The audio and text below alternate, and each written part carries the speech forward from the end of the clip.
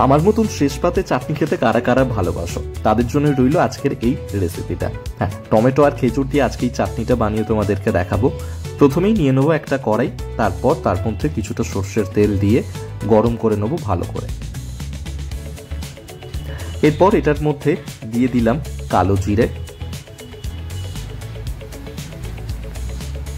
আর দিয়ে দেবো কিছুটা শুকনো লঙ্কা।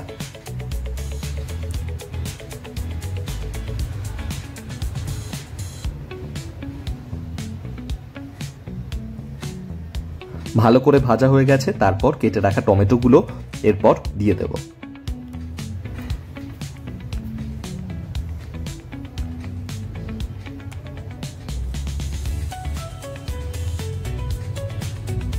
টমেটোগুলোকে দেওয়ার পর বেশ খানিকক্ষণ এটাকে ভাপিয়ে নিতে হবে, যাতে টমেটোটা ভালো করে সিদ্ধ হয়ে যায়, গলে যায়।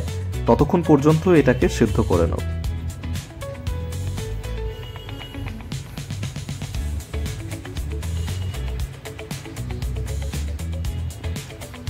কড়াইটাকে ঢাকা দিয়ে দিলাম, বেশ কিছুটা সেদ্ধ হয়ে গেছে কিনা। কিছুক্ষণ পর এটাকে আবার ঢাকাটা তুলে দেখে নিচ্ছি।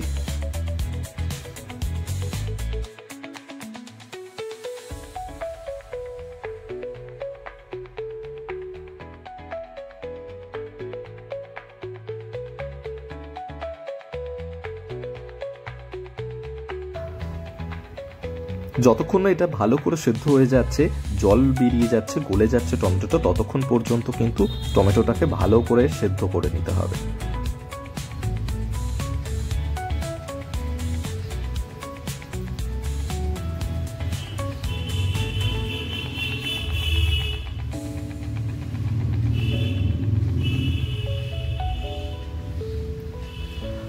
টমেটোটা অনেকটাই গলে গেছে। এবার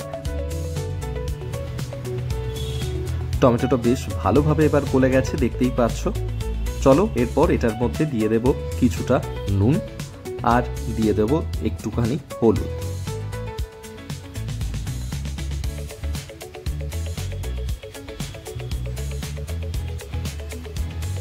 এরপর টমেটোটার মধ্যে দিয়ে দেব আগে থেকে কেটে রাখা খেজুরগুলো।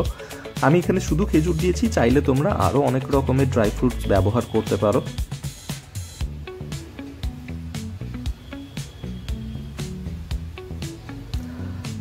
ভালো করে এটাকে এরপর মিশিয়ে নেব।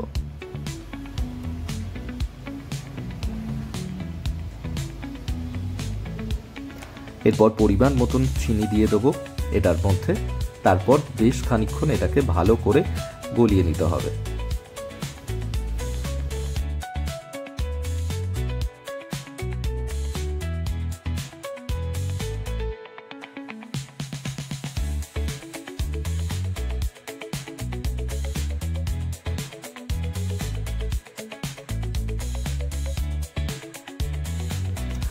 চিনিতে যাতে গলে যায় আর খেজুরটা থেকেও যাতে গলে এর রস বেরোতে শুরু করে, তার জন্য ঢেকে রাখবো আবারও কিছুক্ষণ।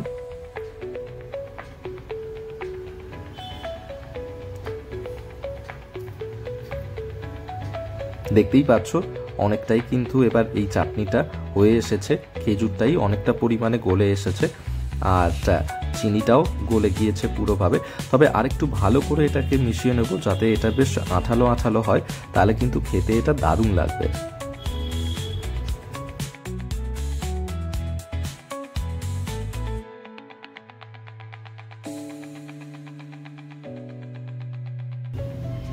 ব্যাস হয়ে গেল, টমেটো আর খেজুর দিয়ে চাটনি রেডি। তোমরা কিন্তু বাড়িতে অবশ্যই এটা বানিয়ে দেখো, খেতে দারুণ লাগবে।